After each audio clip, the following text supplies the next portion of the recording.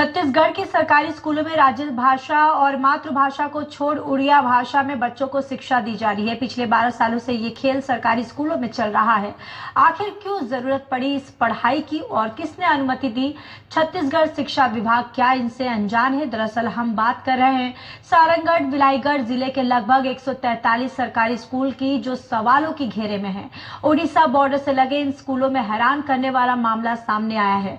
गौरतलब है, पिछले 10 से 12 सालों से मातृभाषा और राजभाषा को छोड़ उड़िया भाषा में बच्चों को शिक्षा दी जा रही है। इतना ही नहीं, बल्कि इन स्कूलों में एक एक शिक्षकों की बाकायदा नियुक्ति भी की गई है। इन शिक्षकों का वेतन छत्तीसगढ़ सरकार नहीं बल्कि एक निजी संस्था कर रही है।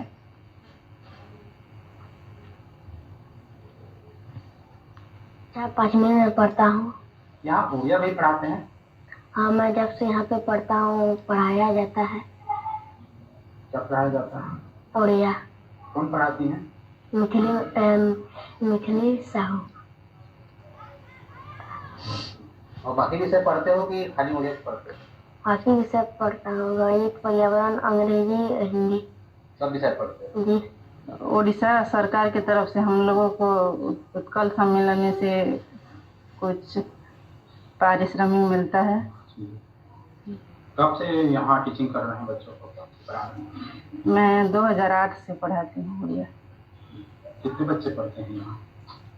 यहाँ प्राथमिक शाला में अभी इस वर्ष 28 बच्चे हैं। उड़िया हम लोग इसलिए पढ़ाते हैं कि ये लोग पूरा उड़िया को सीख के पढ़ पाएँ और कहीं भी उड़ीसा तरफ, हमारे यहाँ उड़ीसा से लगा उड़ीसा तरफ जाएं तो अस्पताल जाएं, कोई कुछ काम के लिए जाएं तो पढ़ पाएँ, दुकान को जान पाएँ और डॉक्टर के पास जाएं, किसी भी काम में जाएं तो उन लोगों को कोई तकलीफ न हो, दिक्कत न हो। हाँ, इसीलिए लोग भाषा को सीखने के लिए हम लोग भाषा का शिक्षादान दे रहे हैं।